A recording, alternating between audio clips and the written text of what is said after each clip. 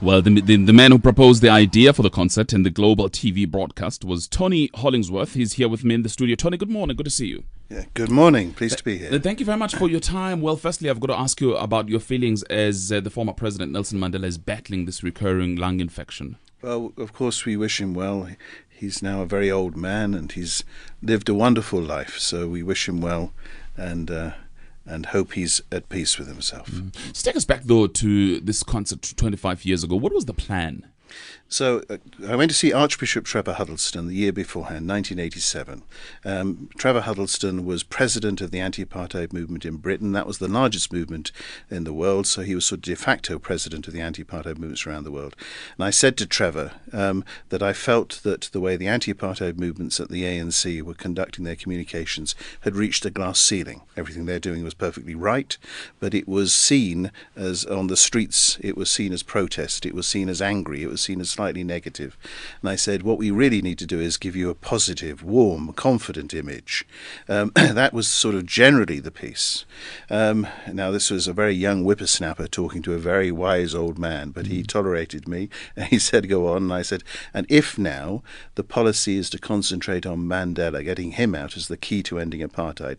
Now, that, of course, was not always the policy. For a long time, everything had to be campaigning for the release of all political prisoners. Yeah. So, but anyway, it had changed in the sort of mid and early 80s and things. It was now the policy that they could concentrate on Mandela. And I said, if the policy is now to concentrate on Mandela, then you really do have a serious communications problems with news, where we are today, in radio news and television news.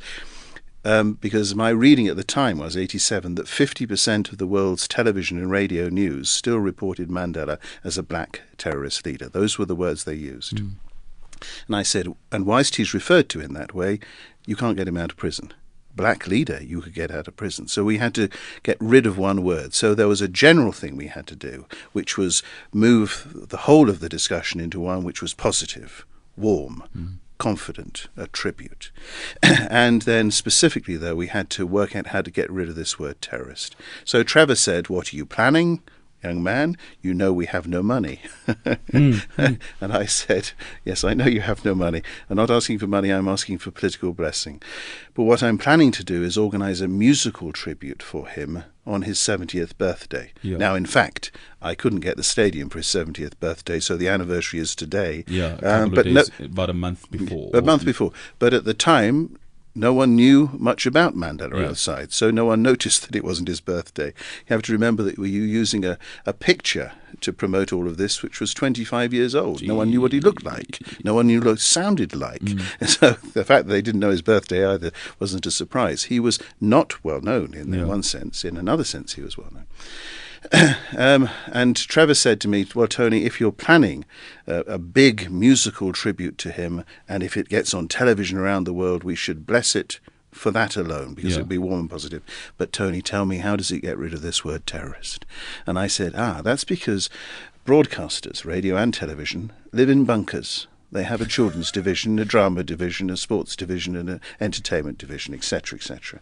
And we will go to the entertainment division of all these broadcasters and say, would you like to broadcast a musical tribute to Nelson Mandela, a humanitarian event? And they will say, but well, is it well, they will say, well, Tony, we're not allowed to do politics. Is it politics? And I said, no. No, it's a musical tribute to a man. And they would say, is it for the ANC? I said, no. Is it for the anti-apartheid movement? I said, no. Will it call for sanctions? I said, no. Will it call for the release of all political prisoners? I said, no.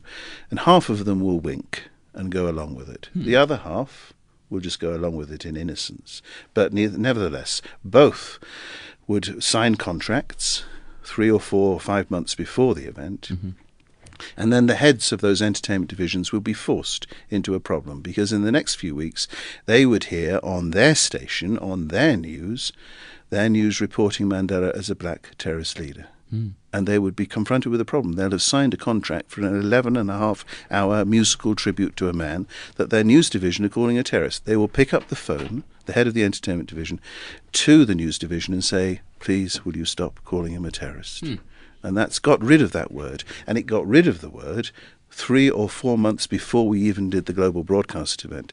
Then the global broadcast event, which was live, of course with live musicians can say what they wish to say. So, of course, it was for sanctions. Of course, it was for the release of all political prisoners. Of course, it was all of that as well. And it was live to 600 million people around the world. And nobody could stop it. No one could stop it. So I promised 3 things to Trevor the year beforehand.